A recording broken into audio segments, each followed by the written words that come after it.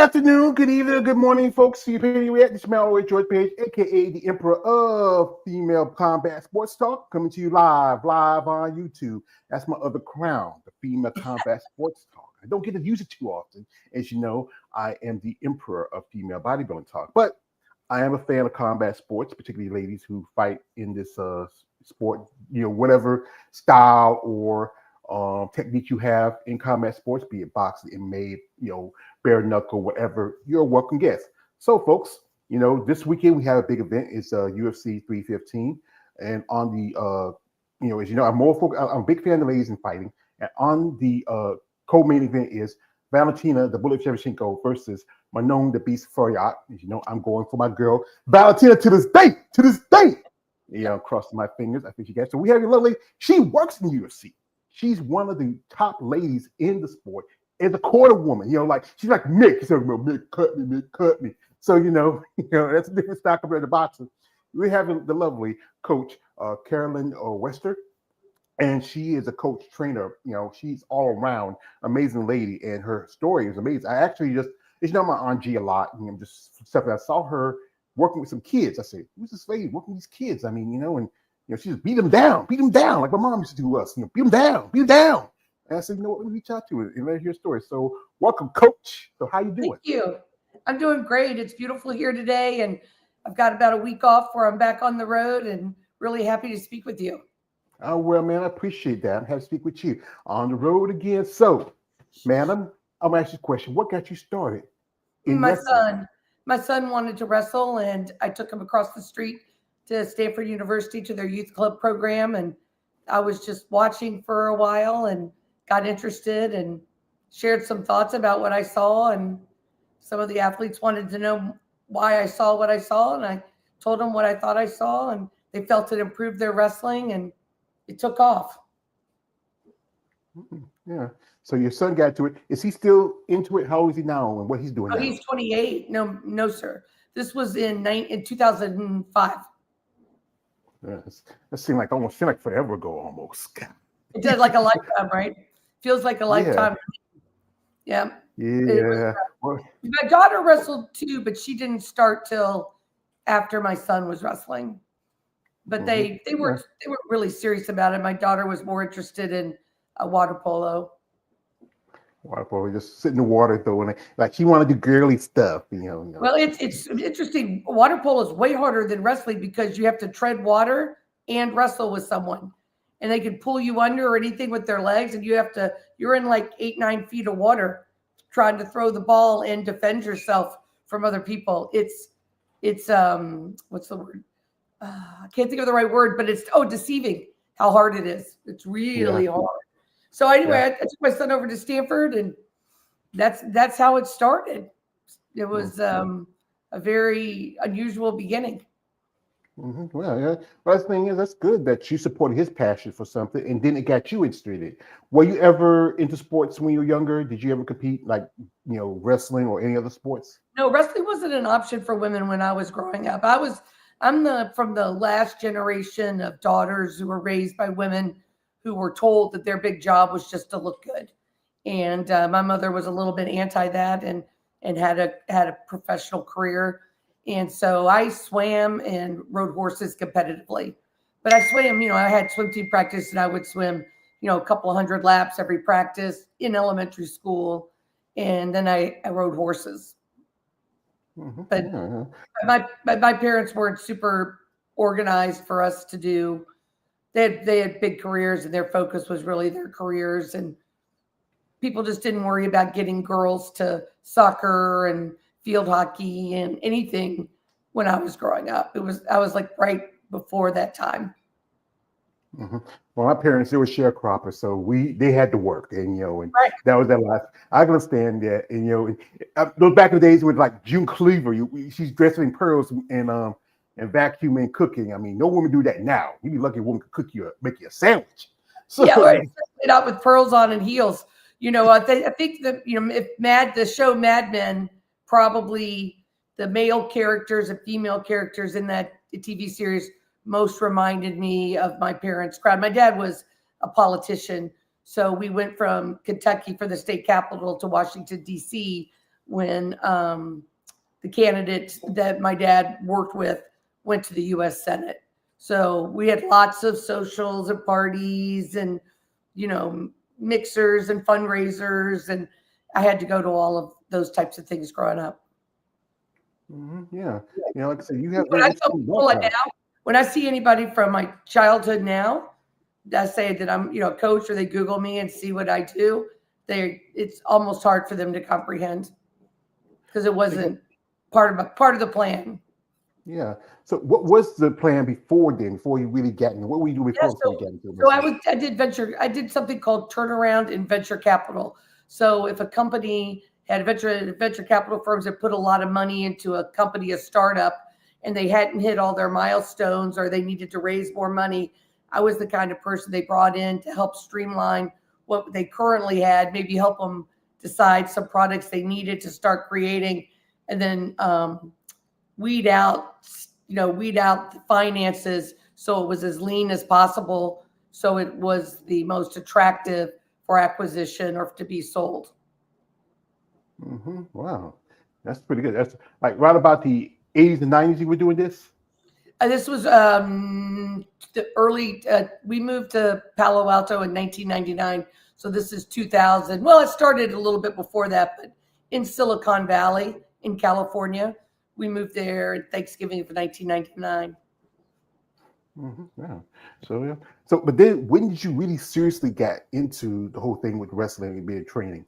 Yeah, kind of. When I started coaching pretty quickly, but I had gotten to a point in venture capital where, and both of my parents had passed away, so I had not accepted the next gig I was going to do. So I was taking a little bit of time. I'd gotten divorced right before that, and then lost both my parents about 2 years apart. And my mom's illness, I went and stayed with her in West Virginia for a while with my children. So I would started helping, when I was doing some work, I would help after work, or you just started to learn and pay attention I saw things very differently than everyone else. So wrestling's traditionally taught by, this is what I was taught and the person before me was taught, and there's not a lot of evolution or organic refining of technique. And I immediately thought, if these athletes were engineers, they would be fired, because the structures they're building with their body is not congruent to taking that other structure down and putting them on their back. So instead of trying to learn what at the time was considered traditional wrestling, I just did what I saw. I suggested what I saw. And then some athletes started having some success, and the word got out. And then by 2011, Daniel Cormier called me and said, hey, I'm Daniel Cormier. Can I come over to your practice tonight? And I said, sure. Yes, sir. And then the next day he called me and said, hey, I'd like you and one of the athletes I had who could be a workout partner for Cain Velasquez and Todd Duffy and some of the bigger guys. He said, we'd like you to come over here. So I started going over to AKA, American Kickboxing Academy in San Jose, California. And I would watch. And for about 8 months, I didn't say very much. I just watched because I wasn't sure, George. I wanted to make sure I understood it accurately. And then one day, I stood up and Daniel was like, show him what you see. And then I started doing it. And it wasn't long, maybe 2 years that I was in the corner, and then working the pro fighters practices for wrestling and learning striking from Javier Mendez, and then starting the corner. Wow, yeah, that's pretty good. I mean, dropping some names: Daniel Cormier, who former lightweight, heavyweight, light heavy and heavyweight champion. Cain Velasquez, former heavyweight champion. I mean, and working the corners. Most again, we go back how society views women, and something like this is, UFC is probably one of the most popular organizations. You also work for Bellator, which was one time one of the second popular organization. Some would call it was the Bellator is more like the retirement home for fighters we're going to. But you know what? Scott Coker, he had a good. Yes, don't tell Scott that. He's a great guy. I know he is. I know some people know him and talk about him. He's pretty good, and especially, coming from a different background like you, coming to this world was very, as King would say, machismo, very masculine. And you come in, you look like somebody's like, you are a mother, you look like somebody's mom. I mean, yeah, for sure. I Yeah, am somebody's mom. That's what I always say. I am somebody's mom. Just nobody wrestling today. yeah. I mean, that's the thing is, I think what society views of when it comes to women in certain sports, like most of my content is on bodybuilding, and those women get a certain look to them because they feel like this is a very masculine sport. It's about men building muscle, and women's not traditionally the idea of muscles is the thing that women should do. But like anything, if somebody wants to get into something, they have a fondness for it and a passion for it, they should do it. I have here one of my guests here. This is my brother, no, sorry, that's the wrong brother. My brother KL the Wanderer coming through says, Good afternoon, brother. How you doing? Appreciate you coming through. And and you work in the corners. What's that experience like? Because especially on fight night when you're with a fighter and you're seeing them, like it's kind of like Kevin thinking of I'm a big fan of the Rocky movies, like kind of like Mick. When you remember the first Rocky movies, like Mick, you gotta cut me, Mick, you gotta cut me. Well, my first, I have to say that Javier Mendez was very clear to, I learned this later during an interview that somebody interviewed Javi before, but Javi would say people would come and they'd want whoever's wrestling coach or corner coach was some of the other athletes had. And he'd say, well, that's Carolyn. And they would say, well, I don't feel comfortable. I don't like the aesthetics of a woman in the corner. I just want her to train me. And Javier would say, no, I'm not even going to let her train you at all. Because if she's not in the corner, you're not going to know what to do. And we trust her emphatically. And they're just like, well, I don't, like I don't like the look of a woman in the corner. And the reporter asked me that made me sad. I said, no, I'm grateful because they're so narrow-minded that how somebody looks or how somebody's perceived or how they're perceived because of somebody else next to them. They're not open-minded enough nor mature enough to handle the way I coach because I'm going to challenge them and something else is going to get in the way. So every time, now I'd tell Javier Mendez, every time you told somebody no, you're actually doing me a favor because, my self-image isn't based on how everyone does. I'm happy to be a part, but I also am okay not being a part. So, if they didn't like it, the first fight I cornered was in, I think, 2015, and it was in Monterrey, Mexico. And Kane was there. Henry Cejudo was on the card. Mowgli Benitez, Alejandro Perez. And, Javier Mendez is not a person of a lot of words. So I flew in and Javi and I, and we had bodyguards. It was kind of a little bit of an iffy area. And we went out to eat and everybody's talking. And it was all good. And the next day I went up to the Reebok room because Reebok was the gear sponsor back then. And I went up to the Reebok room and this man is at the check-in counter because everybody in the corner, you go and you get measured and they fix all your gear and hem it and everything before the fight. So this is like Tuesday or Wednesday before the fight. And he's euphoric and he's just smiling. And I just thought he was like a really nice guy. I had no idea I was the first woman who wasn't somebody's spouse or significant other, like a girlfriend, to ever be in a corner who was an official corner coach. And, I had the gear done and I went about my business there. And, it was, everybody was very nice. And we went to this room where we were, and everybody, the fighters are warming up that are on the same corner color as we are. And there, some of the guys from Jackson Winklejohn was there, and Izzy Martinez was actually there who often used to be John Jones's wrestling coach, and Holly Holmes. And I already knew Izzy. And so, I got up, I got my fighter ready. I went to put on my gear. There was no woman's bathroom. There was no woman's anything. It was just like an open space with urinals. I got changed right there. Fighters were walking around. I just put on my clothes and went back out. And then, warmed up Alejandro like I normally would. And we were walking out, and Alejandro was on the main card, in the main events. And we walked. He had just won the Ultimate Fighter Latin America. And so we're going out, and they're playing traditional, Mexican music, and the crowd's going. And Javier Mendez turns around to me and says, you carry the bucket, you carry the stool. Don't yell over me. Tap me on the shoulder if you want me to say something else. And as as the cameras are on us and we're walking out. And that was all the instruction Javier Mendez ever gave me about corner coaching at that time. And They got Alejandro Resley, put his mouthpiece in. We went up, stand around the side. I told him what I wanted him to do. Went back, sat down on the little stools, started the fight, and off we went. That's pretty good. I mean, you drop some names like, Jackson Winklejohn and and also Holly Holm, who was with the UFC, who was the former bantamweight champion. I mean, and that experience, you're in another country, being the first woman that's not a wife, a girlfriend, a mother, working a corner, especially it's a predominantly male sport, and fighting place. I don't know if I would feel comfortable with some lady in the same room with me trying to change my clothes, but situation you had to do what you had to work with. Again, here, shout out to my man KL. Shout out to him. He says, how many athletes you coach so far, if you know? So what's your, how many athletes you have, as a total since you started? I would say somewhere around 3,500. In this last summer, we had athletes from 28 states and 4 foreign countries. And this year we have athletes registered from 32 states and 5 foreign countries. And I coach all over the United States and really all over the world. I haven't been to South Africa yet, but I've been just about everywhere else. So I am not like in a traditional wrestling coach that's at a high school or a college and you have 40 to 60 athletes, rotate through every year.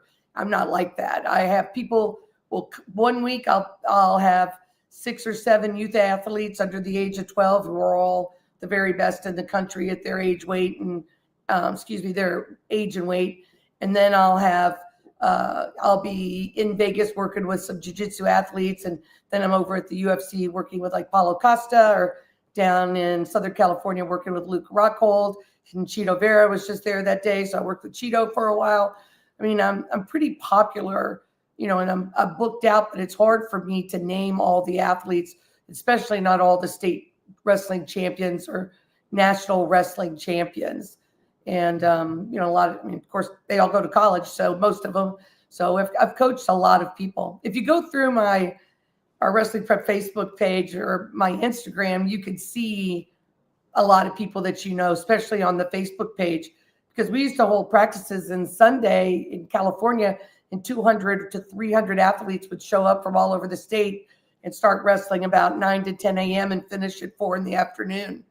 And we would have, live matches and technique sessions and sequential muscle order to help them, execute their technique. So I'm pretty standalone, both as a male and a female. So I'm probably the only woman coach that coaches 90% men in any kind of wrestling. And then as just a coach who's never been hired by who's never chosen to accept an offer from an institution, I probably stand alone as being the number of people that I coach or people that I've trained over the years. Well, you have a good talent, and I think it's good to be open so we have more opportunity to teach the ones that's coming up, the ones that are around, and also the experience of learning, especially going around the world. A lot of people thinking wrestling. See, if you're from the South, there's wrestling and there's wrestling. There's wrestling. Like when we were kids, we wrestled. We used to watch, like, after cartoons, you watch wrestling, like NWA. Yeah, you watch good old Ric Flair, Chief Wahoo McDaniel. Oh, great. So do you like WWE and that whole crew? Well, I have to tell you, I don't think I've never remembered to mention this in a podcast, but Miss Elizabeth, do you remember her from the WWE? Yeah, Macho Man's girl. Yeah, oh yeah, Macho Man's wife. Oh yeah, the Macho Man. Yeah, he was the cream of the crop. With that. Yeah, that's Elizabeth Hewlett, Liz Hewlett, and she was 2 grades ahead of me in middle school, and we actually both had horses. We rode out in Frankfort, Kentucky at Betty Gaither's Woodland Acres, and she had a horse named Vinegar, and I had a pony that we called Pony, and her mother or my mother would pick us up and drive us back, and then, after she went to University of Kentucky, that she went on the path to be Miss Elizabeth with Macho Man. So we Wow. are both from Frankfort, Kentucky. Wow. She was a beautiful woman. Yes, R.I.P. she to Miss yes, Elizabeth. yes, she was. Yeah. And she had a really great brother named Steve, and her mom, I believe, was a single mom and did a really great job with them. Her mother was hardworking and worked in the insurance industry, and with a lot of respect for that family. Wow, that's great. This is like I said, I've been a fan of like I said, I didn't get out the WWF till later because like I said, that used to come on like every like when they had a big pay-per-view, they used to have Saturday night special to come on once Saturday, but with the others they were on every other weekend. Like like I said, with Ric Flair and Dusty Rhodes, American Dream, and Magnetin, those guys. Amazing. We had a comment from Man Kelly says, how have you ever wrestled before? No, she hasn't. She learned No, later on. I wrestle with them now. I mean, I've wrestled since I started, but I was 42 the first time I ever started coaching. 42. I don't know. I don't know. Oh, I know. Oh, I don't know. That I'm already 50 now. I don't think I could do. I don't know if I could do it when I was 42. And here No, you go. He also, I still fight. Yes, yeah. I definitely drop kick someone. I I I think Daniel Cormier tells people sometimes he'll say to people, or people tell me he says, "Don't touch her." I watched her I watched her punch a grown ass man in the face. So I was at an after party for Daniel's last Strike Force fight, and a gentleman thought, a shirt like this meant put your hand down and grab, and I knocked him, put him right on his right there on the spot. Like this. You got to do what you got to do. That's all you can Now, say. now as a Southerner, I have to tell you, on Saturday night when you were watching what you were watching, I was down at Kentucky State University watching Midnight Star and the Kentucky State Marching Band practice. Ooh. And my dad loved the marching band. And I had a guy named Leslie who helped me. He was a student at Kentucky State. And one day he told me, my mother, that he couldn't help me this Sunday or whatever because he was going to be on Soul Train. And I didn't know what Soul Train was. So Ooh. I made my mother find it. Well, it turned out his sister was the lead singer for one of the lead singers, the woman from Midnight Star. And Midnight Star started at Kentucky State University. So Wow. I would go down and listen. And when I moved to Washington, D.C., of course, I'd be right into the land of go-go music. But nobody who was in middle school back then was familiar with EU or, all the stuff that, all the stuff that we listen, Trouble Funk, all that stuff. They had no idea. But to me, it was the music that Leslie play, and in the Kentucky State Marching Band. That just was what I heard. And I had one friend named Sarah Schrader, and she and I would go to functions down at the Capitol Arena, which before all the names changed for the sports teams in Washington D.C. And I remember one year we were pulling in, and the guys taking our money said, "You all might be the only white meat we've seen the whole day. Pull in." But we were good. Yeah, I know. EU, they're big. They did the doing the butt for the movie School Days with Spike Lee and the Sugar Bear, who's the lead singer. Ow! And I remember that. Calamar, Lakeside. All that music I grew up with. Remember, you ever watch the episode of Chappelle's Show when Charlie Murphy met Prince? It's the episode. It goes like this. This was like years ago. Chappelle's Show had an episode. Charlie Murphy was Eddie Murphy's brother. He was doing a skit. The first one was we met Rick James. Then he did when we met Prince. Now the story goes like this: he was hanging out one day at the club, him and Eddie in the crowd. They met Prince. Prince was hanging out with his crowd, and in that crowd was, remember, Nikki Free, and from Shalimar. He was the new lead singer when Jody Watley left, and he said like this. People thought, Shalimar got a new girl. She found a motherfucker. I said, no, that's not a girl. That was Nikki Free. People thought because remember back then, the dude that looked like a bitch was getting those. Isn't that funny? He was like guys like Prince was like, Prince had a mustache with the high heels. He was a sexy motherfucker. Like, that's true. But yeah, Prince motherfucker he was getting other women. We have a comment from my man. Shout out to man K. He says, why coach the men out of curiosity? Because ain't that much women the athletes? But like I No, said, because I I understand think what he's saying. That's not really, what really happened was when I first started, I was helping out at Stanford University in their club program. And Menlo College was close by, and there was a couple of women there who came over. The Fulp Allen girls were very, very successful. But this is like 2006, 2007.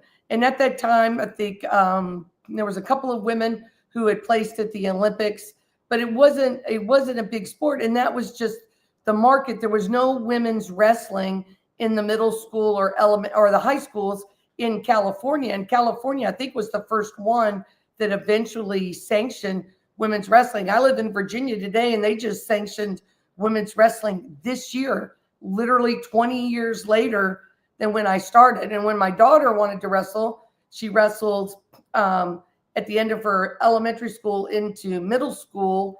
But when it came time for high school to compete against another boy, as a ninth grade girl who had started menstruating because their body fat goes up. Your body fat goes up when you start having your period.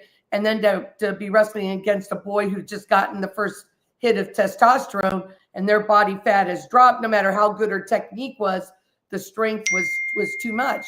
And it wasn't like in 2006, I threw out a shingle and said, I'm going to be here and I'm going to coach you, come here and we'll have these practices. It morphed into that. And I have coached a lot of really famous women in fighting and in wrestling. The main woman, I'd say probably the most well-known currently is Germaine Durandame, who was a UFC world champ and a multi-time, maybe double digits world Muay Thai champ out of Utrecht, Netherlands. And then, Lizzie Gevers. I coached Julia Villa a little bit. I've coached a lot of women. And then there was a young girl who started with me when she was maybe 6 or 7. And she worked with me and a bunch of other coaches. I'm not responsible for her success, but she did win a gold medal last year in the Olympics, Amit Elor. So I was part of her, her career when she was in 8th grade, down to when she came back to wrestling. But just to be clear, along with a lot of other people. So, women's wrestling and women's fighting was it really something. And at AKA, when I started over there, Germaine was running around when she was over from Europe. And then there was a few other women in and out. And then Uriah Faber had Paige Van Zandt up at his place, but that was like 2.5 hours away. And Cynthia Cavidio. Yes. She's from San Jose, but she was also up at Uriah Faber's. And we had some women, Brianna Van Buren, who went on to be really successful in the UFC, Allison Schmidt, who's now Allison Bunch. She didn't go to the UFC, but she fought at Invicta. And we had some other women come through. And just so everybody knows, like AKA is actually owned by Javi's wife, Joanna. She is the owner. And there would be, AKA would not be what it was, without Joanna. So it wasn't like I was avoiding women. I just didn't work with that many women. Now today we'll have, maybe 20% or less of summer camp, or the camps I do when I go around the country are women, but all women are welcome.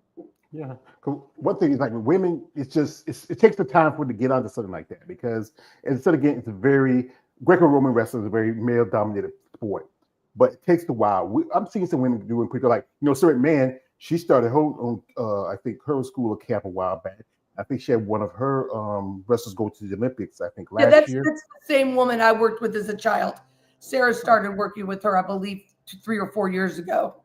And then you have people like in UFC who's pretty good wrestlers, like you look at Julian Pena, also Misha Cupcake Tate. I call it Cupcake Tate. I'm just not a fan of her personally.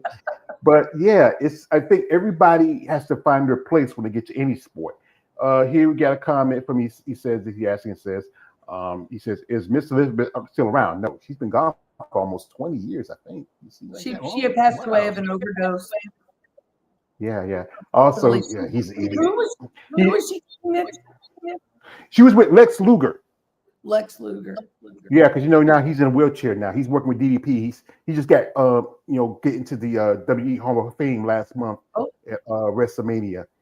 I used to remember Lex. When we used to wrestle, me and my brothers, I used to do the torture act. My little brother, my nephew's like yeah, and we used to do also the figure four leg lock. Hulk Hogan just had one move, drop the leg, but that was about it. This is my homeboy. He's stupid. He says, I like competitive session wrestling. That's the sport I look at times. Oh, okay. That's what I coach. Competitive wrestling. Yeah. Also, when she's mentioned, what we do this while we have it here, we're going to jump into Carolyn's IG. You want to follow her, reach out, maybe even interested, maybe are you an upcoming athlete in wrestling or even in mixed martial arts? You want to reach out to her and work with her, because you're a busy lady, let her know and show genuine interest, guys. Sure. I'm going to jump into her IG here. And here we go. There you go. 2 seconds. And here one key, and I think one of your students here training right here. What you doing right here? Harry, so he's using his body in the same sequential muscle order that corresponds to about 85% of the technique that is part of that beats the best math-based opposition an opponent can have. Harry is a sophomore here. He's about 6'1". He's normally weighs 215 to 220. And I was just at his little brother's bat mitzvah this morning, bar mitzvah this morning. Yeah, becoming a man. Wow, I'm looking at this. I'm hurting. I'm hurting. If I was younger, I mean these, That's Chris. That's Chris Creason. I've coached him for 8 years. He lives in California now. He lived with me. I was his legal guardian for 3 years, and he is extremely good. He was the California state champion last year, and then NHSCA junior champion this year. Some of these kids are amazing. I mean, well, right there, I taught him how to do all of that, and wow. he does that. And when you watch him wrestle live in competitive wrestling, like your audience is asking about, you'll see him use his body in the same way, but apply it to technique. He's committed to West Point to wrestle in college as of right now. Well, I would say to young man, I don't say thank you to your service to anybody who joins the military. I would say I appreciate the sacrifice he's making, especially being young. My oldest niece and one of my nephews were in the Army. Shout out to them. Now here she is also. Go back. Oh, you can show that. Yep, for sure. Yeah, here she is. Who's this young man you're working with? That's Julian. He's a junior in college. So he's about 6'2". This is what I saw. Yeah, she taking his kid down. Yeah. Oh, yeah, for sure. Yeah. My mom really loved that technique when we were growing up, because she had to raise me, my younger brother, and my 2 nephews. 5 boys in the house. And that's a lot. We're talking about this one here, right here. Yeah, go over to the left. One more. Oh, to the left. I'll put you over here. No, not that one. Over one more. Nope. Okay. Well, one can your left, my right. Okay. Yeah. Yes. Right here. Yeah. So this guy is a pitching coach for the Los Angeles Dodgers. And about 8 weeks ago, I got an email from him. I think it's in that little blurb there that says, hey, I'm a huge fan. And he called me on the phone and he'd already sent me all these videos from the Dodgers baseball academies where they're already using the same sequential muscle order I teach. They're using what I do. So he asked me if he could come train with me. And I was in Vegas, so he came and met me in Vegas. That Tim crashed out. He's 6'6". He was so tired, he fell asleep on the mat. And I took him over to the UFC, too. He'd never been to the UFC. So we went over. I took him over to the UFC and showed him around. But he's coming back. They're scheduled to come back or scheduling to come back in September of this year. So he wrote a big article about being there and how he'd been to every baseball convention, but he never learned as much about movement as he did when he came to train with me for a week. Yeah, 6 feet. Yeah, he's tall. I mean, and just I know, he's not that much of a younger man. You're gonna wear out. I mean, these guys got some ability. And that's Wallace McCoy, who's a fighter. He's from Murray, Kentucky. He played football D1. and met them. I was doing some coaching in Louisville, and he came over. Then he was supposed to have his pro debut, and this opponent chickened out.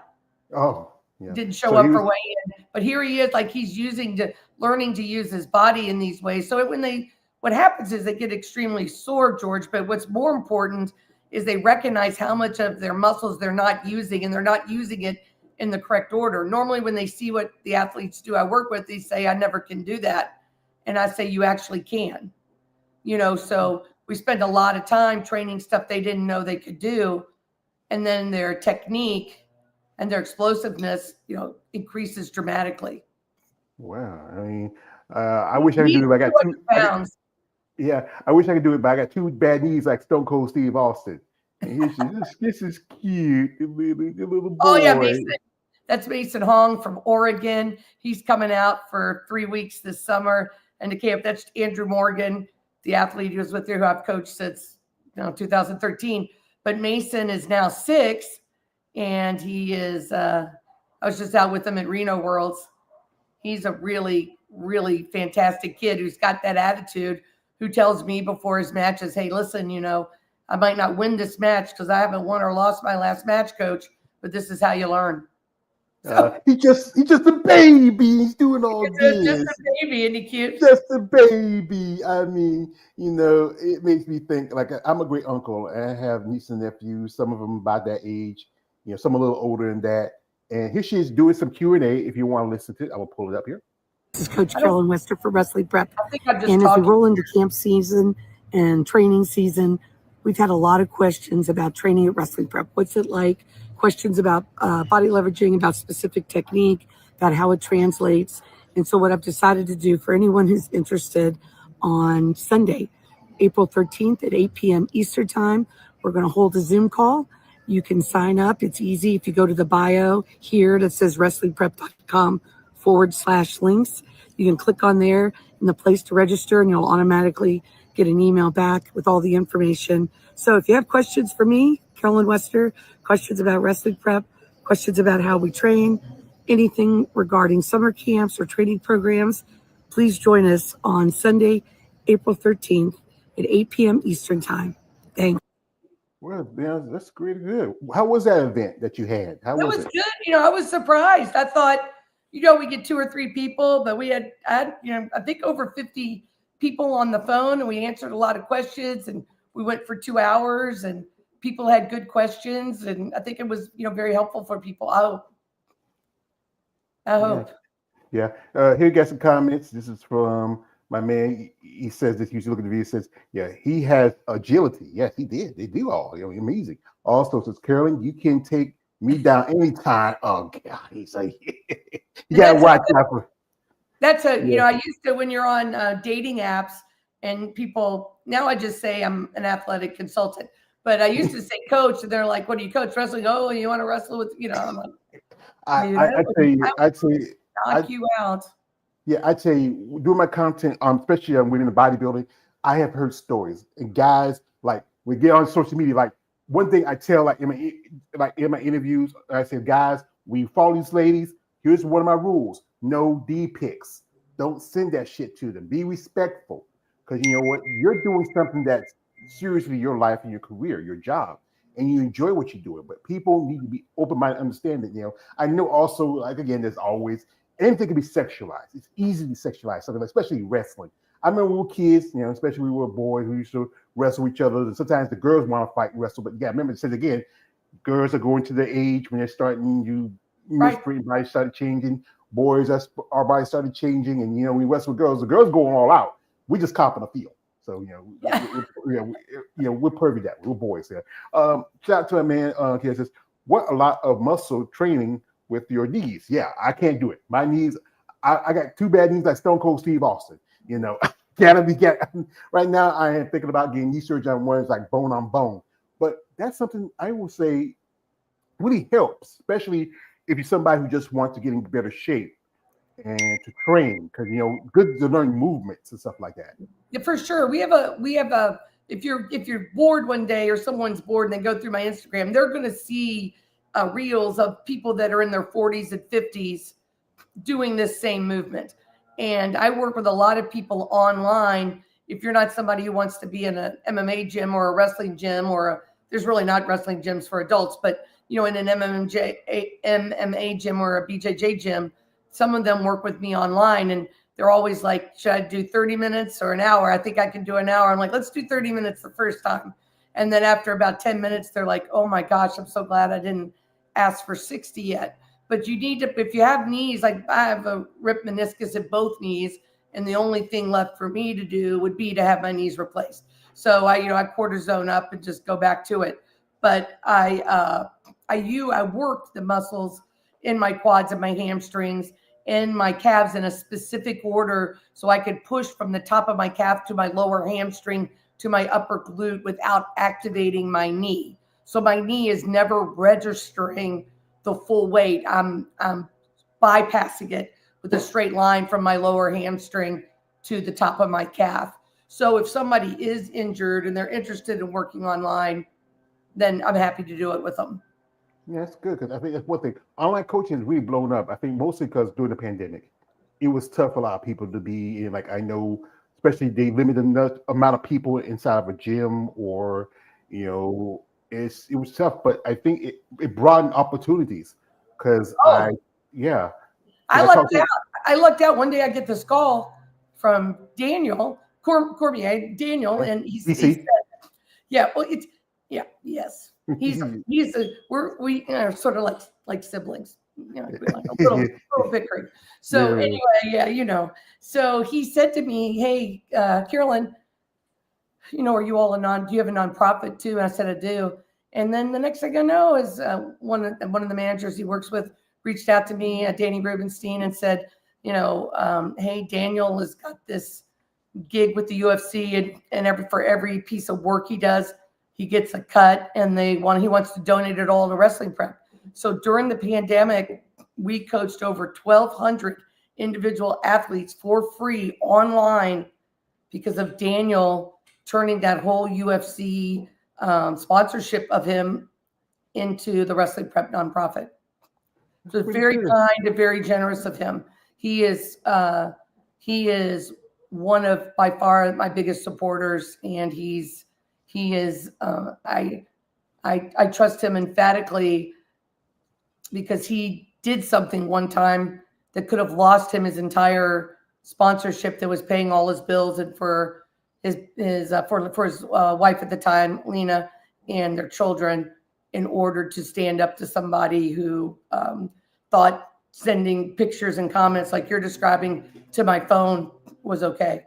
Yeah, because that thing is, again, people out there, understand she's doing something that's really serious. And I know guys out there, because I guess in comments here, I'm not going to show them because I want to respect you, because you're a lady. And I'm a Southern gentleman, ma'am. I want to respect you. There you go. Yeah. But people need to understand. My grandmama would be so happy. Yeah. My mother, she raised, like I said, she had to raise 5 boys, and we had to learn. We love her. Like, Mother's Day coming this weekend, and it's gonna be 6 years since my mother passed.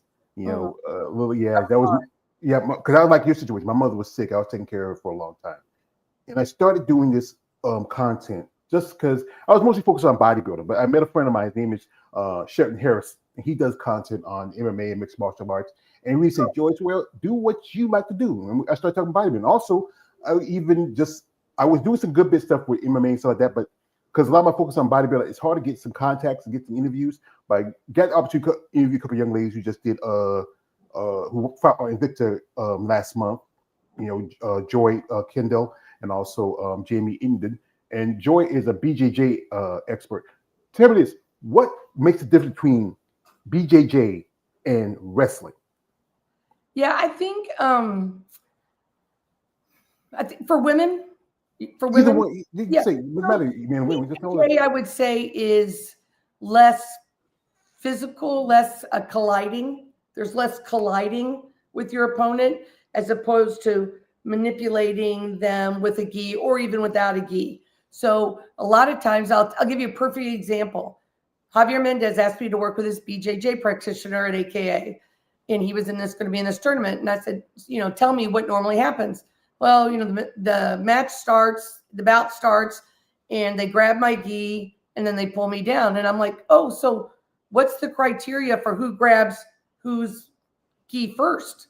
Like parterre and freestyle wrestling. And he said, oh, no, there isn't. He just grabs it. I'm like, don't let him grab your gi. And he's like, well, what do you mean? I'm like, put your arm up at 90 degrees and take him down with your left hand. And he was like, well, wonder if they run into your arm. They run into your arm. I mean, like, it was so gentle compared to what we would do in wrestling or in fighting. Do you understand what I'm saying? Like, it's this gentle, but not gentle, like it's not wimpy. It's just more gentle than wrestling. And in wrestling, we anticipate if we're going to take someone down, the likelihood of us grabbing their leg and pulling it up, like ankle picking without any of our body touching them, much less doing a double leg or a drive up single, which we do in fighting, or a sweep single. We're gonna collide. You're gonna collide. And you can't shut your eyes and you can't flinch. You have to be prepared to hit them. Yeah, and that's a little bit different than BJJ. And then BJJ practitioners are taught to do takedowns in a highly ineffective manner.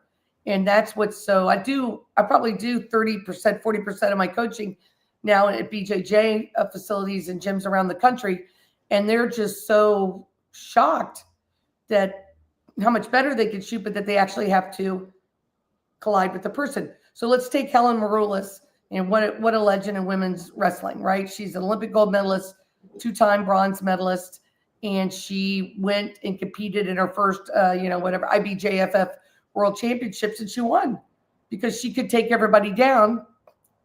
Every time she attempted a takedown, she would take them down because she's been taking people down since she was 8 years old. So, a lot of the things in BJJ is you're expecting the person can't take you down, or they don't come close to your body when they attempt to take you down, and you have a counter that involves circling and pulling, and Helen is well prepared for that. Mm-hmm. Yeah, she can shoot one way and head the other, and you're going to be like, well, I don't know what just happened to me. And I think a woman, Victoria Anthony, who's also a legend in women's wrestling, I think she's the same way in BJJ. And then Amit Elor, she trains BJJ, and she's competed in Brazil and major events, around the world. Yeah, I think if I'm, forgive me if I'm wrong, but I think even Sarah McMahon might own a BJJ studio. Probably because it's BJJ is probably one of the disciplines that's really I would say foregrounds for mixed martial arts. Because remember the Gracie family originally owned the UFC. Hoist used to always wrestle his gi, and that's the thing, he grabbing that gi. And I think every style is different. If you look at it, especially look at wrestling, it's more, you said, get more physical because you do more grabbing, you got more holding, you're really moving around more and I think it's more. I think it's more of a test of strength compared to jiu-jitsu. Would you say that? Like, which depending on what your situation is. And let me be clear, I am so glad the BJJ movement is such a part of the American landscape for people who train after school, after work, because there are not wrestling gyms you go to as an adult. You don't normally learn to wrestle as an adult. And here's this BJJ movement where you can go to a studio with your children, with your spouse. They're probably going to have a class that works for all of you at your level. You're going to be welcome, and you're out there moving your body for 60 to 120 minutes, 3 times a week, that you probably, if you're an ex-wrestler, probably don't have an opportunity to go out and do that unless you're volunteering at a high school or at a club practice. But believe me, there's no comparison between the cardiovascular workout of walking around and coaching. I mean, you're going to get your steps in, but your heart rate is not going up like riding legs with somebody and turning them. So I'm grateful for the BJJ movement. I think it's something that we should really foster more of in the United States. I don't know if you know that in Hawaii they don't have. I hear what is his name? Lee. He was a 2-time NCAA champ from Cornell. I can see his face, university. But he told me when he was growing up, they had wrestling in elementary school, but when you go to high school, it's judo. And he learned to wrestle off of, like VHS tapes that is, that they bought online, like, Dave Baumgartner's whatever, series or whoever, Mean Yeah. Gene, you know what I mean, head threads or whatever, you know what I'm saying? Like he Yeah. learned that way because it wasn't available. Yeah. But the 'Cause I think, BJJ movement is great for American health. yeah, one of the top wrestlers out of Hawaii is Leland McFarland, because she's pretty Yes. known for wrestling. I think, was it BJ Penn did a lot of wrestling? I think it's more It standard was than, Bellator, right?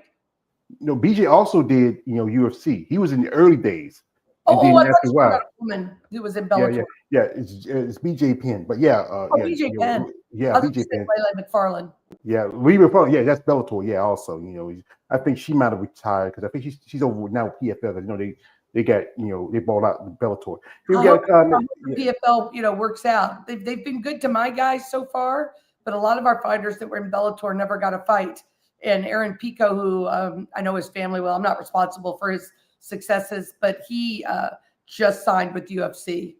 He didn't go to PFL. He went from, or maybe he didn't one fight at PFL, but he was with Bellator and he went right to the UFC. Yeah, I know they're looking at someone like I think Dakota the Vijica. They look at her probably maybe the future because she's just won the a while back. She won the PFL flyweight tournament. She beat. You heard about Talia Santos getting busted. I mean, she was close to beating my girl. She was close, but she just needed to clean her act. We got here, Shot Time Man. KA says, do you have your athletes do the butterfly pose to work on flexibility when it comes to the knees? So, what's the training regimen? We do sequential body leveraging. So it was that kind of interesting in that article that Clayton Thompson from the Dodgers wrote. He said that the athlete I brought with me to work with him, Ben, was jacked, doesn't lift any weights, can do the complete splits, but he doesn't do any stretching. He just goes through our routine of body leveraging because you start using all your muscles in order. So the flexibility is muscle order over flexibility. And so I'll give you an example. There's an athlete who was a 2-time USA this past Olympics and the one before diver, Brando Lashavio. And he asked me to be on his podcast. And I was describing how it takes, teach someone to build a structure with their body, then lower their back down so they can take their arms to the side and touch the ground beside them, as opposed to putting their hands over their head. And he's like, that just seems impossible. I said, well, take off your headset and we'll do it right here.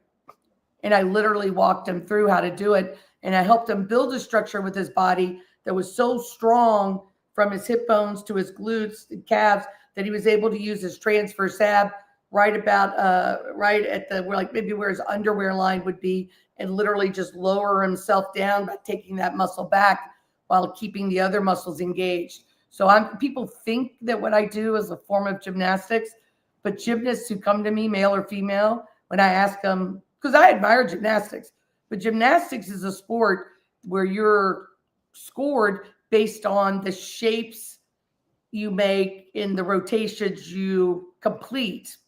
And they actually, if you go slightly out of what the judges believe is the correct form, then you have negative points. What I do is asking the muscles to work in the order. So when you collide with someone or you need to get away from them, you have maximum torque and velocity. So you might learn to backflip as a gymnast growing up, or you take gymnastics. And then when I have you do it, it's completely different. And they're like, I am so sore. I've never used any of these muscles to backflip or take my body backwards in the order you do, because I'm just doing it not because I think it's cool, even though it really is, but because I watched wrestling for so long and I would see parents and coaches getting mad at kids. And their answer, George, was when they couldn't do it was, you're not working hard enough or you're not trying. And it wasn't, is there another way? And so there would be an adult. There's a guy from, are you in North Carolina? Yeah, North Carolina, yeah. So CC Fisher, who wrestled for Riverside and went to UNC, he's the first coach that ever really encouraged me to do all these things. So CC, who at the time was maybe in his late 20s, early 30s, he would be executing technique, and there would be a 14-year-old who he's trying to teach it to, and he's showing him what he's doing, and the dad or mom is screaming, you're lazy, you don't want it. I'm like, he is a grown-ass man who's been at the Olympic Training Center for 4 years. Your son isn't using, or daughter's not using those same muscles in that same order. So I thought if I could teach them how to use those muscles, their ability to execute technique will be so much better. And then over time, I stopped trying to have them execute the technique that I saw everybody else doing, because I could see that there was potentially a better, more higher likelihood of success way to do some things. And I was amazed that they didn't teach according to body structure, right? So, you've coached athletes, athletes. Some people have long torsos and short legs, like Cain Velasquez. His body is, 3/4 of his body, and his legs are 1/4. He's got these little legs. And then you've got somebody like John Jones, whose legs are 1,000 feet tall and his torso is a little bit shorter. It's not the big representation. It's not symmetrical, 1/2, 1/2. So how you would stand up if you have another person of your same weight on top of you, if you've got long legs, you have to come up completely different than somebody has short legs. Because I have short legs, I can pull my leg up underneath me because it's short. But if my body was 1/4 of my legs, trying to get my legs up to stand up is a whole different deal. And that's what I saw from the get-go. And I just didn't try to learn the other things that had been traditional. I just did what I saw. And then people started having immediate results, and then it just turned into what it is today. I remember just something, because as you know, I focus a lot on bodybuilding. I follow, like, one of my favorite bodybuilders, especially when I was growing up, was Arnold. This guy's neck, it's not a tumor. But he was talking about how when I started training, I used to, because I'm 6 feet tall, I couldn't do bench presses because I couldn't do squats because I am taller. But he had a friend, Franco Colombo. Franco was like about 5'4", 5'3". So he can do squats because he was shorter. He had to do front squats because he was taller. He had to take the squats and come from the front. Instead of when you go to the back, you have to go down. Because, I used to, when I lift weights, I'm like 5, at the time it was coming up, I was maybe 5'6", 5'7", and it'll take me to do squats, but it's a lot harder when you're taller because your body's built differently. And that's the thing about parents. Those parents, I know I never had children. I had help in my niece and nephew's raising. Children, you don't put that much pressure on them. No. That's what causes some kids to have issues. You are their parents. You're the person supposed to love them. Tell them, say, baby, what's wrong? What you need help with? Sit down and talk. That's saying you're trying to live your life through them. That's not what you're supposed to do. Let them live yours. You already lived your life. And if you want to do things like this, then you can do it now because you're grown now. I've talked to ladies who are bodybuilders who are in their 50s and 60s. And they said, I started doing this when I was in my 50s and 40s because you know what? Now I can do what I want because my children are grown. I have that responsibility. The kids are grown, and I know they love what your mama's doing because you're doing something. You're getting something that I think is totally. It's again, like I do interviews related to bodybuilding. It's totally out of the realm of what is traditional for a woman. And I remember there was a way she was a boxing coach and manager. And I think who was it? I think it was Meg Ryan, or was it somebody played a movie about her? Meg Ryan and Meg Ryan. Maybe Tyrese or somebody. No, it was Omar Epps. Yeah, Omar Epps. Yeah, I remember that movie. And that's based on a true story. You're seeing women get into things like there's a woman now as a coach in the NFL. There's women working with the in baseball. I think women are finding their place because you know what, society is more open. It's going to always be a men's society because you know what, even though this is truthful, y'all women make up the majority of the population, but still men are always going to have the issue and have control. I find that I don't have any problem with male fighters or wrestlers, especially when I put my hand on them the first time, because I am so strong and they understand, they can feel that I have control, that I can control movement, control their movement. The people that have the most problem with me are men that are older and who could completely be upset if their daughter or their son's wife was discriminated against for women, but don't recognize that they still do it towards women who are their age. And they find it problematic. I had plenty of people say to me, I think you're a great coach. I just I don't believe that a woman should be a coach, or I don't believe. But the thing that always makes me laugh is, perfectly well, if they're driving across the country, they're in a car accident and they go to the ER, and the cardiac surgeon or the orthopedic surgeon is going to save their kid's life is, a transgender Filipino, whatever the problem is with they don't like, they'd be so grateful for them to operate on them. You know what I mean? Like, I think a lot of prejudice is selective as to whether or not they need the person.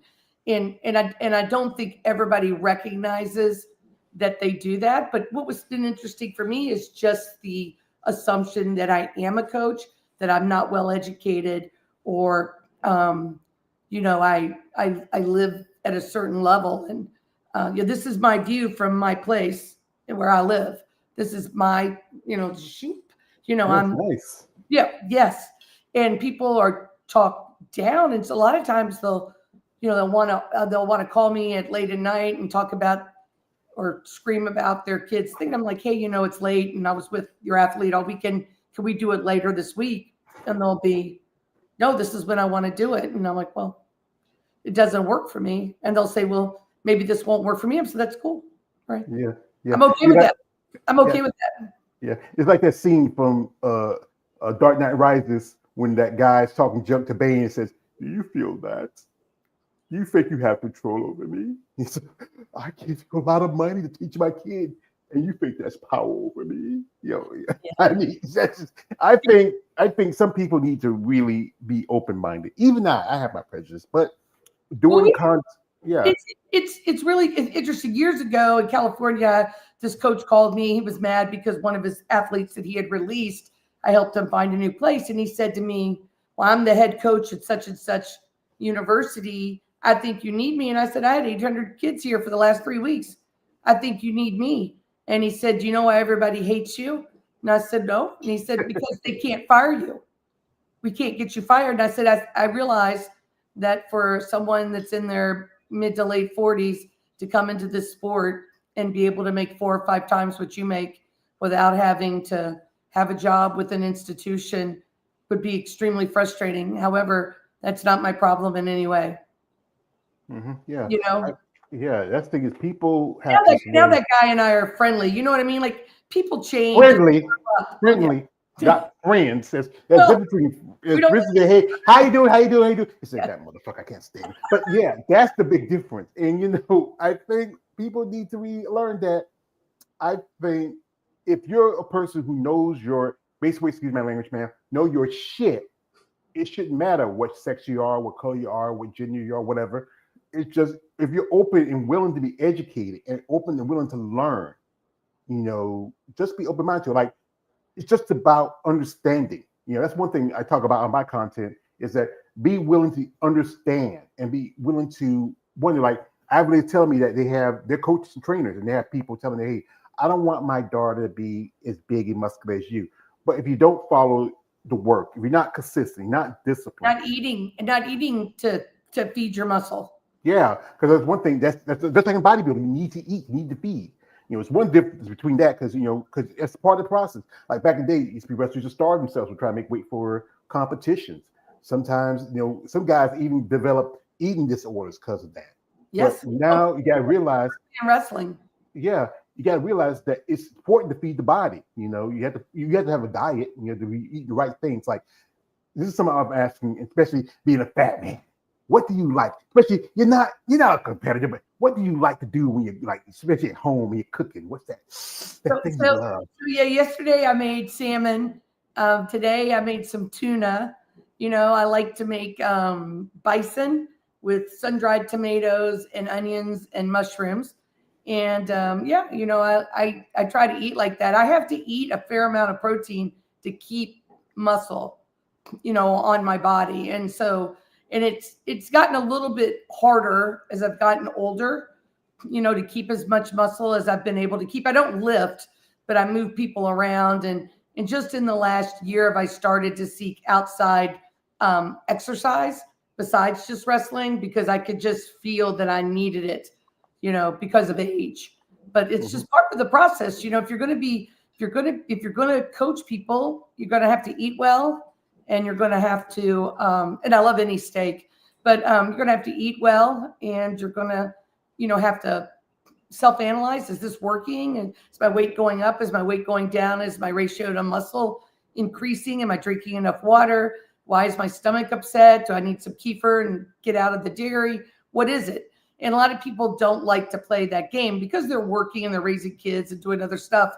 They don't want to put that much time into food, especially if they're already feeding children or taking care of somebody else in the process. It's hard to go, okay, this meal's for me. Now this meal's for me. What? It's 9 o'clock. I have to be up at 5. Just the day goes flying by.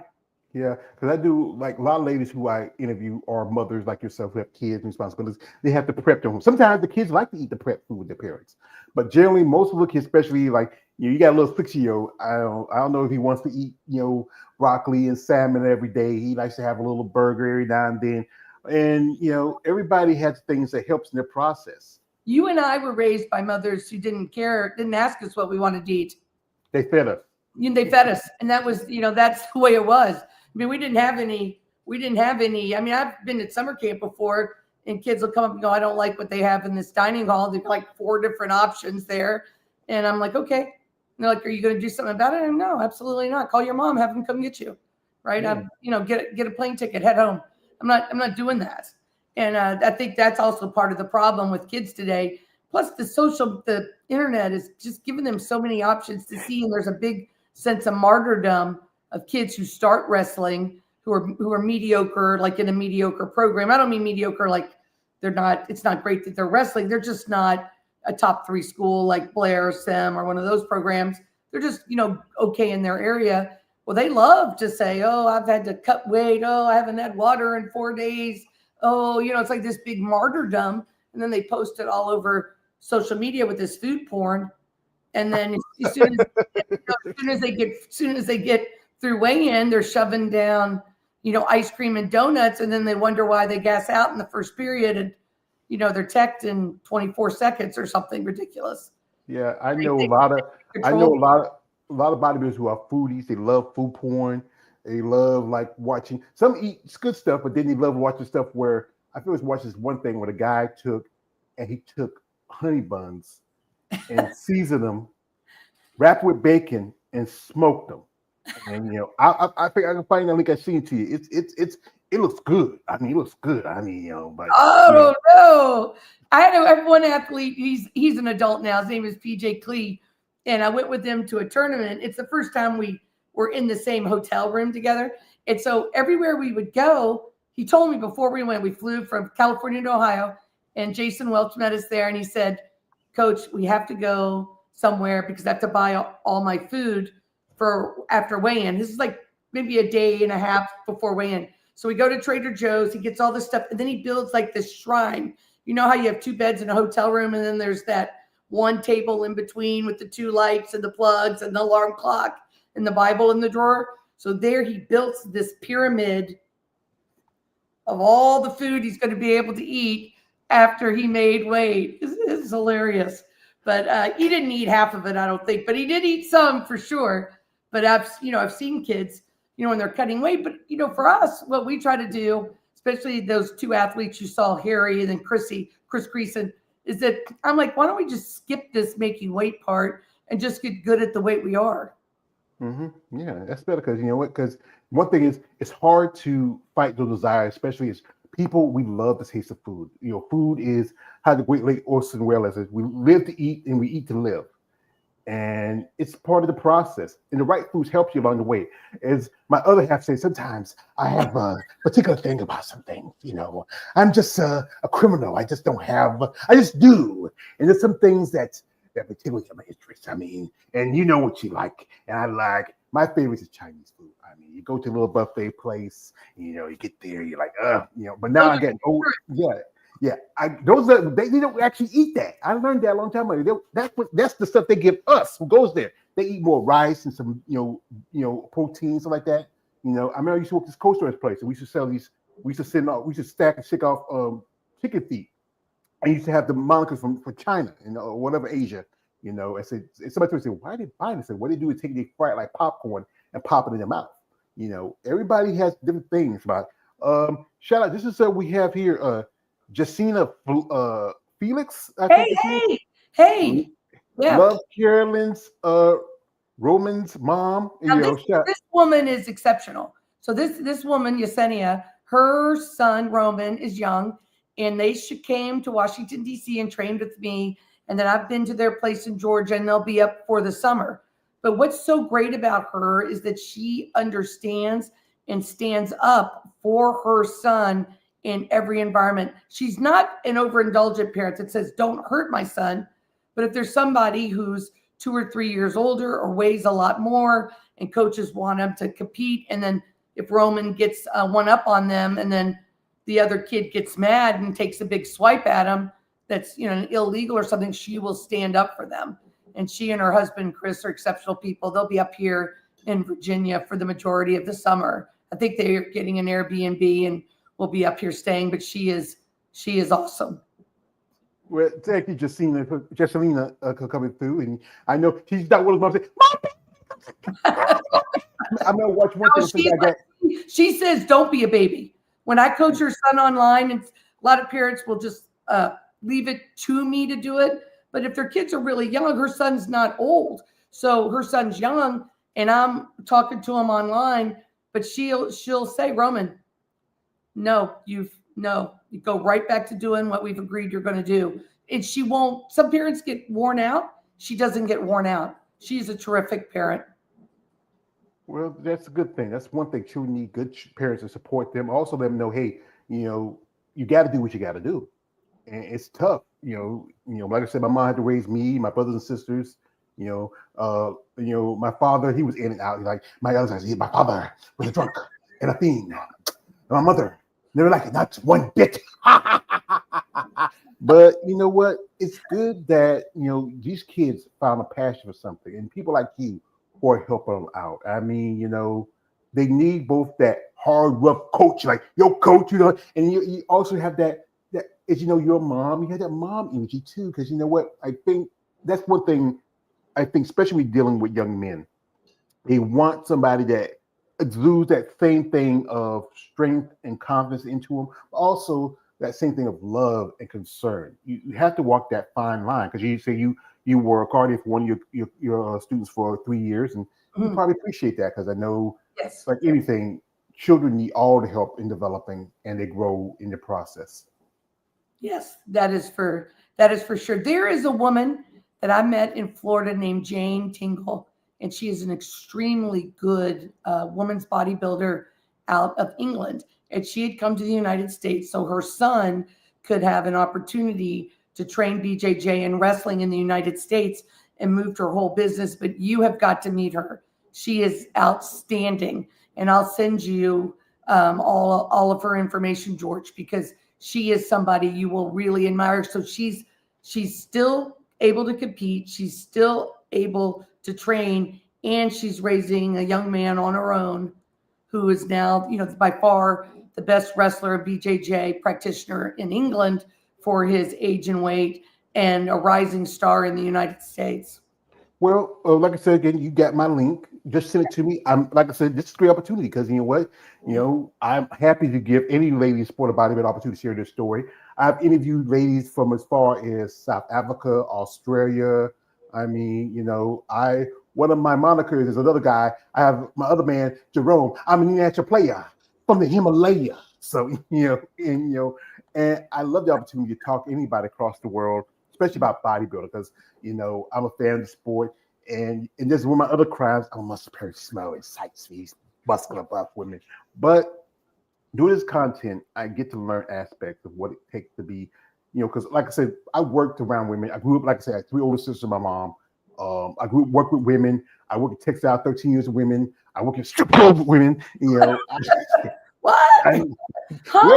Yeah. I used to work in. It was a little club that was like a few miles from where I stayed at. Sometimes I worked on the weekends, and then sometimes it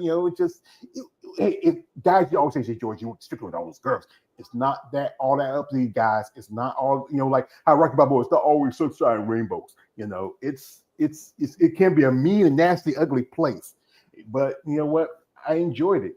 Got to know some ladies, have some good times. I learned something. Any environment you get to learn anything, especially what you do. With this question, in your opinion, and I'm gonna put this on the spot on you. Sure, who you think is one of the best wrestlers? Current wrestlers? Current, past, whatever. Which way we want to pick? Wrestlers. I would say the most adaptive wrestler that I've watched in the last 4 or 5 years is a collegiate athlete named Meyer Shapiro, who wrestles for Cornell University. So I think I'm going to take the greatness in wrestling as not as what he has won, and he's won a lot. Not the one who's won the most, but the one who can change the most, who can adapt to be more competitive than the other person. I think Meyer Shapiro is a great example of that. And I would say in combat sports, by far, maybe the most talented people I've been around, have been Daniel, Islam Mahavich, and Luke Rockhold. But the one who was not the most talented, but the most consistent and determined and narrow on focus would be Khabib. Yeah, I agree with you. I mean, Megabedoff is pretty good. I mean, I still remember that fight between him and Conor McGregor. Who that was. But he really put it on him. And I mean, I know he's moved on. He's doing other stuff now. Luke Rockhold, that's the one that kind of surprised me. You mentioned. Luke is as a natural athlete. So if you're in a practice room with Daniel or Luke, and you're watching them move and their ability to immediately execute something, if you can convince them that it's something they might want to try executing, their grace and poise is beyond something. It's innate in both of those men. Watching Luke Rockhold move, strike, kick, wrestle, do BJJ, even now that I think he's 40 now, is incredible. And even Daniel, who's got to be close to 45, I guess, even when he moves, it's beautiful to watch. It's like a soothing pattern to someone's brain who understands motion and movement. And I love that. But Khabib, he is the number one, and he has no understanding he's not coy or jealous. So I remember him, saying to me about, McGregor, why this man able to, why American CEO get in trouble for calling someone a faggot, but he can call my wife a goat fucker. He doesn't understand. It's just black or white. He does not understand that, and he cannot abide by people who don't do the very best they can. When he first came to and stayed in my home, that wasn't the first time I met him. He came to AKA before that, but when they stayed in my home, his manager, Ali, told me that I needed to charge them for staying in my house. I've got 4 extra bedrooms, it's really okay. And he said, no, you've got to charge them. And I charged them a nominal amount of money. And he was going down, there's 4 of them. He was going down to San Francisco because, they have to buy their meat from, certain people who've honored all their religious traditions in slaughtering the meat. And he said, Coach, can you rent our rooms to someone else while we're gone so we can save money? I said, yes. But of course, I didn't. But back then, every dollar mattered. So if you get in a practice room with them, just a few years ago, I was out at the UFC PI, and Islam was at a title fight, and we're all training upstairs in the PI in the room where you could wrestle. And he just got so frustrated because these people are there and they're like play fighters. They have their assistants with them. They're bringing them green juice on the mat. And I remember the first day, I've got a picture that Khabib came to AKA. He had on like a shirt he'd gotten at Marshall's. I think he'd gotten it from the Marshall's down the street. It was cream and it has some stripes, like a polo shirt. And then he went in the bathroom, took it off, washed it out in the sink and dried it and put it back on because that's what he had.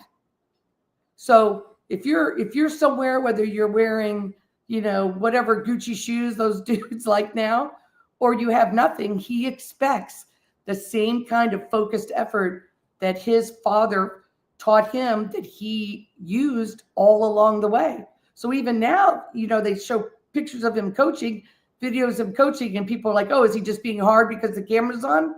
No, he has no patience. I've seen him walk out of the whole practice room and turn to someone else and say, you deal with them, and go over and get on an exercise bike for like an hour because they weren't working hard. And he just doesn't want to, he's not willing to be around less than he's willing to do.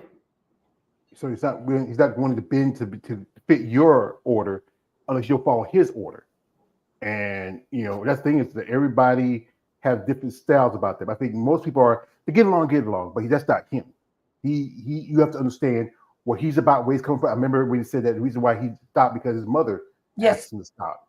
And he respected his mother, and he didn't want to do it. Most people say, "I wouldn't do it. I'm a man." I'm not, especially if you're from my community. Hey, I'm a man. $1 million or whatever. Yeah, because I love my mother, but you know what? There's things I got to do, especially if I got a family I got to feed. But he's doing pretty good on his own now. He's established. He got his business. He's growing. I think some people still want to see him go farther in his career, but he's not about the money part. People would, after he announced his retirement, people would say to me, and I'm like, well, I haven't talked to him this week, but I know him.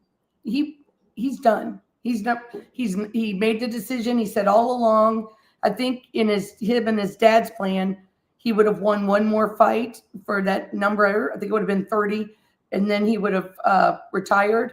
But I think once his father died and it was COVID, it was hard for him to want to do anymore. And I think his mom, I don't know, but I think his mom, was, when his mom said she's ready for him to stop, he stopped. I do remember when Kane was in jail and he got out, pending his trial. And it was around May 1-2 of 2023. And I was in California doing some coaching for Rob Cole at Stanford and down at AKA. And Habib and those guys came in town to do a fight camp. And Habib and I and Kane and some other athletes were working out in the private pro room. They do this thing at night, around 6 o'clock. Then it was over, and Kane was there and his son, Kane Jr., and me and Habib. And everyone left, and Habib, I was getting ready to go, and Habib's like, stay. And so I sat down, and he just turned to Kane, and he said, brother, this pain I felt while you were in prison, please tell me what it was all about. And they had this very intimate, private conversation, and Habib sharing this pain that clearly he felt in concern for Kane. And Kane is telling him, I'm strong of mind and I'm A-okay no matter what happens. And it was like this really beautiful experience. And that's how I know Habib. I don't know. I was on a broadcast in Russia and they asked me if Habib brought me gifts. What gifts is he giving you? I'm like, what do you mean? Well, there's cheese from the Caucasus Mountains and there's the hat. And I said, loyalty and friendship. Those are what I have. And I have told this story a couple of times, but I was in Slovakia for the World Championships in Tarnova, Slovakia, and an Iranian coach came up and was very hostile toward me when I was helping an American athlete cut weight. And he told me I should leave. The women wrestled 2 weeks ago. No women should touch a man. And I was crab riding this athlete while he pulled me around. So my body weight, it would keep his heat going because his knees were too sore to run on the treadmill anymore. And so that night at dinner, I was sitting by myself and he came up and harassed me again. And then the next day he started in the morning and my athlete was still way overweight and was upset and tearing up. And here comes this guy. And the Russian coach came over and said, don't speak to her. And he said, what? He said, do not speak to her. She's our brother. And he said, what? And he said, Habib says, do not speak to her. She's his brother. And then he whispered something to him. I don't know what he said then. And then Abbas Magomedov, who and I already realized we knew each other from Umar Nurmagomedov.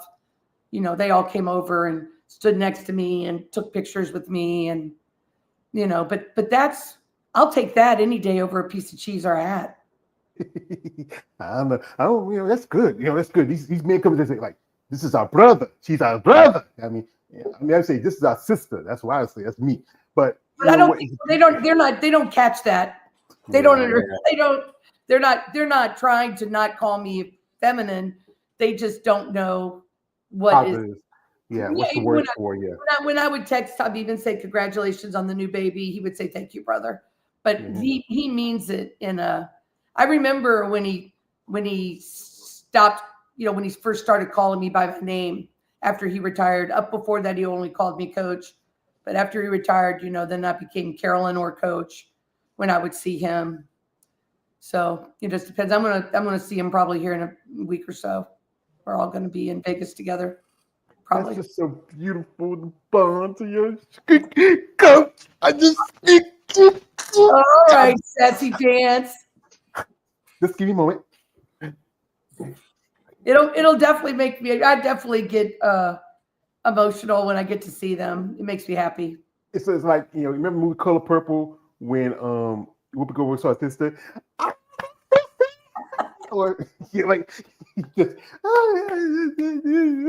remember mama. I mean, it's great that you have that bond. This man, another part of the world, another country, coming here and have success and still respecting you as a coach and a friend and the stuff he has done. I mean, and people like what guys like Dan Comey at DC has done and all these other people. You talk about Luke Rocco, most players just want to look at Luke, period. They don't care about his wrestling. They like that he's pretty boy. He's like the UC version of Shawn Michaels. Remember? Oh, Shawn. Oh, that's funny. He that's not how I remember him as a kid. I mean, not as a kid, but in his 20s, mid-20s and stuff. He was just young. He just seemed young, like, I don't know. I don't think it was till he was about 29 or 30 that did I start having, conversations with him that were, I don't know. He just was young, like everybody is, he was young. And then he I don't want to say like he grew up like he was not grown up. He just, as time goes on, you get, you change. And so now I'm crazy about him. He is a very good friend, and he's slow to let you in. But if you're in, then he's gonna stand by you every single time. All right. Here we have Miss Felix again. She's dropping this thing, and she says this comment. It says, we need more men like that in this world. We do, especially what's going on right now in this country. We need more men like that. So, like I said, this is great information I got from this lady. She took the time out here to talk with me. And I know a lot of you guys, this is not your Predator forte, but this is why my channel is always open and interesting and expanding. This is so great. Yeah, because I'm having fun. And your stories, like Miss Elizabeth. I mean, when I forgot all about that. I know I told Daniel that story, but I actually have some pictures with her that are in a storage unit in California that I've got to go clean out. But I have pictures of her when we were kids, and we're wearing like horrible 60s and 70s bell bottoms, and do you know what I mean? Like in the cork clogs with the studs around them, and also the butterfly collars. Yeah, there you go. Yeah. But like I said, Coach, I'm not gonna hold you much longer because I know you're a busy lady. You just been busy putting these boys in place. Your boys gonna, you're like the drill sergeant from Full Metal Jacket. You're gonna have one. You ever gonna have one like a Joker, like say, "Hi there, Joker." Say, "Polly," But what you do and what you're doing is very interesting. It's a lot of respect for you because, like I said again, you're a woman doing something that's very, ma'am. The quote this is from my favorite movie, Batman Begins. At the end of it, when Gary Oldman played Jim Gordon, he says to Batman, "I never get a chance to thank you," and Batman turned around. That's my favorite Batman. Christian Bale says, "You never have to." That's why I do this content. That's why I reach out. I'm like I said, most of my focus is on bodybuilding, but I'm often open to anybody. I just interviewed last week a guy who's a coach, women in a certain division that I'm not a fan of, but I respect his content. I had guys on here before too, male bodybuilders. Most of my part is the ladies. It may not be the 80s, but I love the ladies. But but really, it's getting about who you are, what got you into this, and how you have come as far as you have, being raising 2 kids, and now you are teaching generations something, a skill set, and being involved with organizations like the UFC and other organizations, and have respect with people like guys like DC and Khabib and all these other guys in the sport, and just really, you gotta respect that. I would say this, ma'am, you are one of these ladies that need to be recognized. Hey, out there, if you're someone out there in Hollywood, if you gotta be Lifetime or something like that, do Coach Carol. Like remember, Sam Jackson had Coach Carter. Do Coach Carol. Right, Coach Carol. Here we go. Carol, yeah, that'd be something great to see, because I think this would inspire a lot of people who say, you know what, if she can do this, I can do it. And like I said, she was a single mom taking care of kids. My mom was taking care of kids. She was a single mom too, and I miss my mother. Tomorrow is Mother's Day. And I want to shout out to all people out there all ladies who are mothers. Miss Felix, I know you're a mother. So you yourself. All ladies who I know who are friends in sport of bodybuilding and other sports, I want to shout you out Mother's Day. So we're not going to much longer. So what would you want to see in the future for yourself in this in your career? I want to keep doing what I'm doing for as long as I can. We've now starting to put a lot of information and content on the internet so people could buy courses and do coursework. I think I would love, if before I was done, to see all sports embrace women as coaches, regardless of gender. In wrestling, they have courses at USA Wrestling for men to learn the ins and outs of coaching a younger girl, and things that are, about their reproductive system and their health.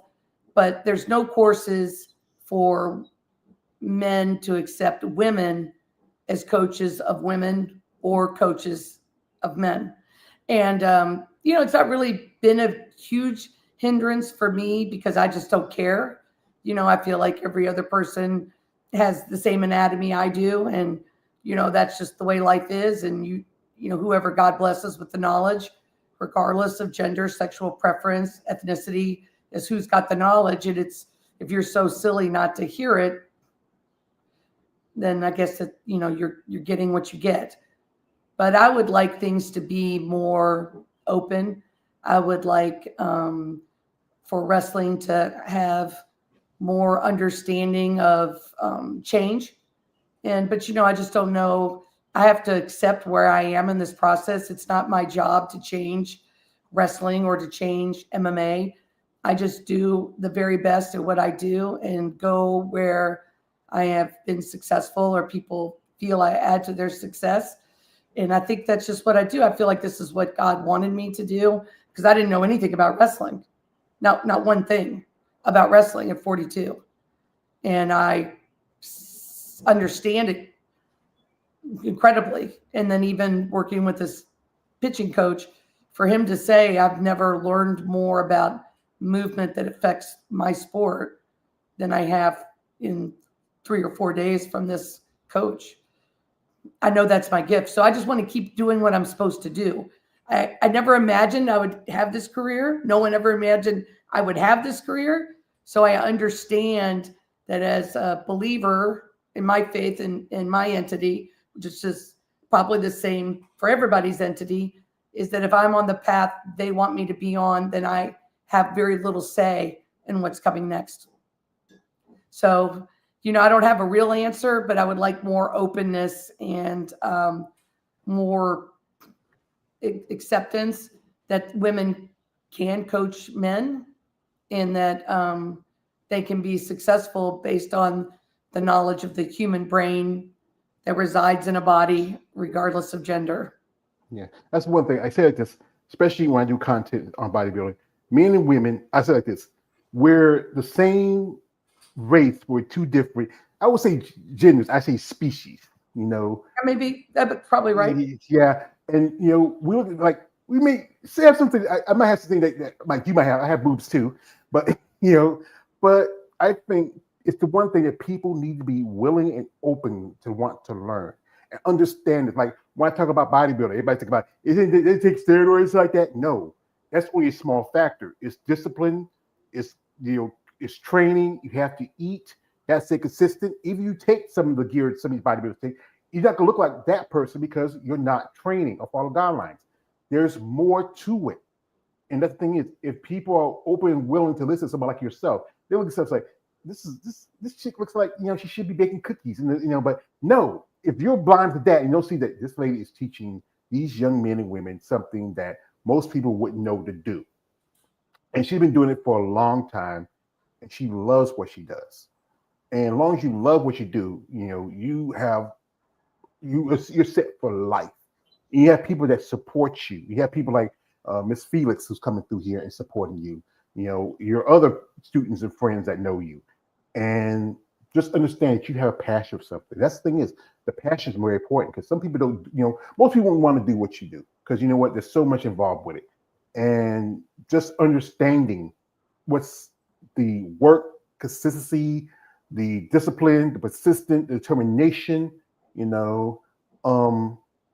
It's just like it's a lot. I would say if you were to ask me this question, what I would like to see, now I'm thinking about it, I almost said it before, but you were talking about something that was so interesting, it slipped my mind, is that people who want to coach or raise athletes or who want them to be successful, they need to get into therapy or online coaching or somewhere where they could deal with everything that's holding them back from their own successes and not transfer it to their athletes or their children. That, now it's no longer a stigma to need, help, to work with somebody who's a specialist. I see all these parents who have a nutritionist for their kid. They have a sports psychologist for their kid, but they're yelling and screaming at them and they're not changing anything about how they treat their own body. And that's something that's needs to change, that people need to deal with their trauma. They need to deal with things that, when they do things that are, they think to themselves, gosh, should I have really said that to my kid? That may be a sign that there could be somebody out there, an expert who's educated to help you, count to 10 or change how you think or show what you're doing to your kid. And I think that's super important. It's something that's very neglected in the coaching field. Yeah, I think one thing also parents need to really, if you feel like you want to get involved more, but also understand that it's not about you. It's about that child. And you know what? You also need to maybe work with the coach. Or also maybe if the coach is open to, hey, you want to train also, so you learn something for yourself, where you understand what your child is going through, do that. Be willing, able, and be open. Don't put a lot of pressure because you know what? Some kids have committed suicide. They've hurt themselves. They're done with trauma. And I know some of us, we grew up with trauma too. But you know what? It's how we use that trauma. We can either use it to build us up or use it to break other people down. That's the choice you have to make. Like Rocky Balboa says, it's not like how hard you can hit. It's how hard you can take the hits and keep moving forward. Mick can say like remember in Rocky music, like Rocky 5 says, like you're going down, you're hurt. You hear a little angel on your shoulder says, get up, get son of a bitch. Mickey loves y'all.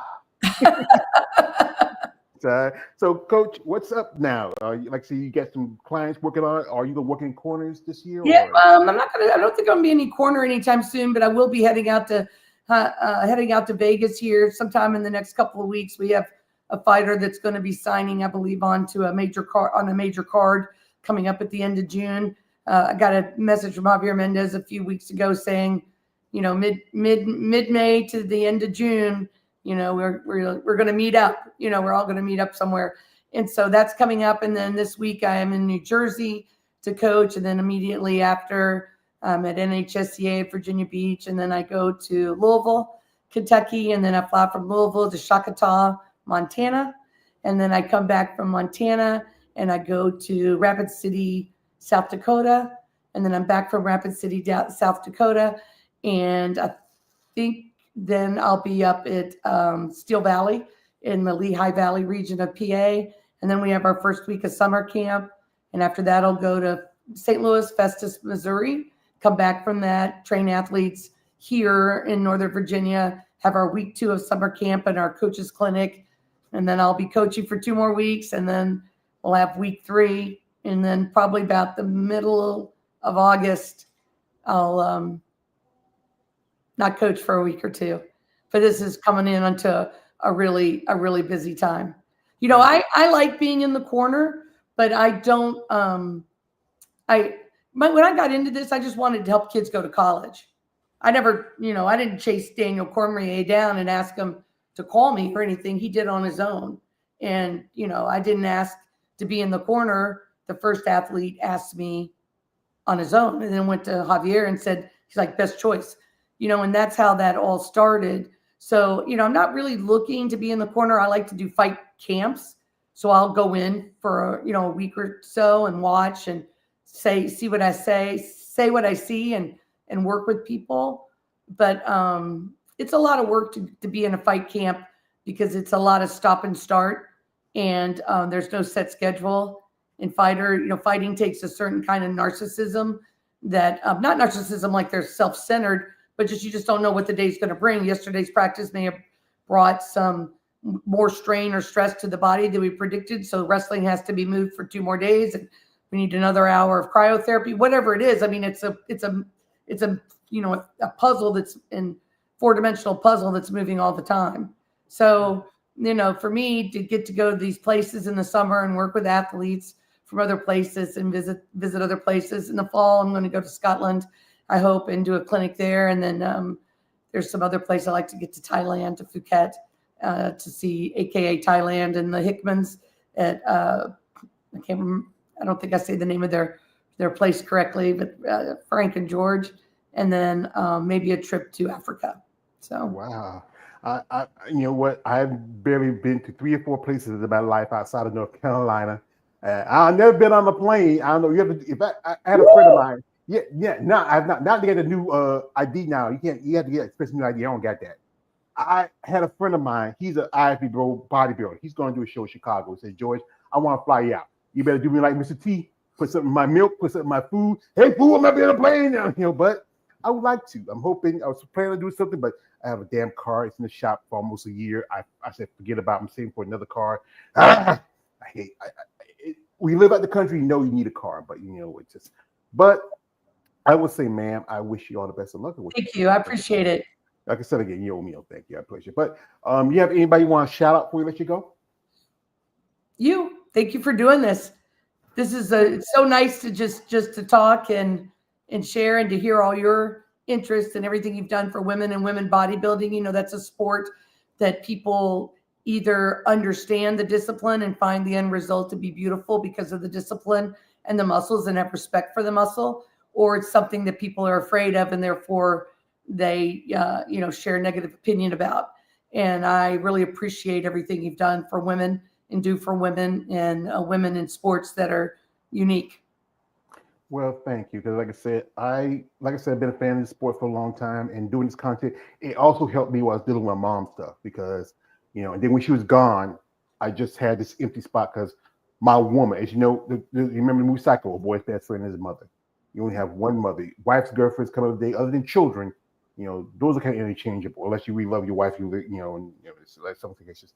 But when she left, I had to find something to really give myself purpose. I don't have kids. Everybody else is grown, have their lives, but doing this content, I get to learn. I gain friendships. I learn some things, and maybe in the future I'd like to do more. But one thing also, I have to get out of my own way too. And also, I'm broke, so I have to, stretch my dollar. But I'm hoping someday I get to go to a show, meet some competitors, and meet some people. You get on a plane one of these days. You may have to sedate me heavily, but But well, look at everything you've done without doing it the way everybody else does it. That's what's inspiring. Look at all the people you've talked to, the places you've been on Zoom or on StreamYard. The places you've been and the people you've affected and the efforts you've put forth on behalf of others. It's beautiful. I'm sure your mother is extremely proud. Yeah, I know your kids are proud of you, and I hope you enjoy your upcoming Mother's Day. Like I said again, also to the lovely Mrs. Felix. I hope you enjoy your Mother's Day. Shout out to my man KL who's in here. Shout out to anybody who watched this live stream. If you want to follow Coach Carolyn, reach out to her. If you're someone who's out there who may want to, you have a student or you are an adult who may want to use some of these techniques to help you in your life or process, athlete, or anything like that. Reach out with genuine interest. She's a lovely lady. She's a nice lady. But guys, no dick pics. Yeah, please. This is, I don't want to hear something about Khabib says, you mess with my brother. We must fight. Like, oh, what was it? Say, George, you saw that thing about Khabib? What? Oh. So he would fizzle out. Like he would be like he would just go like this and cover his face. He wouldn't know. Yeah.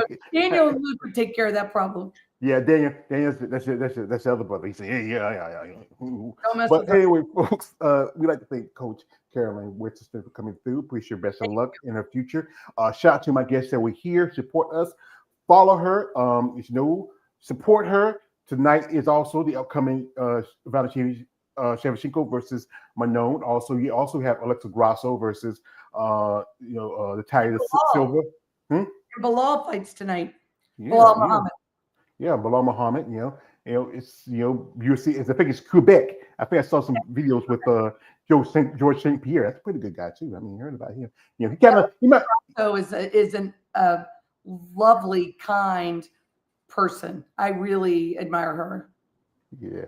Well, folks, we'd like to thank the coach. Thank you, Coach, coming through. Welcome. Wish you best of luck, and thank you again for my guest. It's your man, always Drug Page, aka the Emperor of Female Combat Sports Talk. I enjoy your rest of your weekend. Happy Mother's Day to all your mothers out there. Mom, I miss you. I love you. You're my woman, and thank you for raising your son and doing what I'm doing. So good luck, people. Enjoy your Mother's Day. God bless, and good night.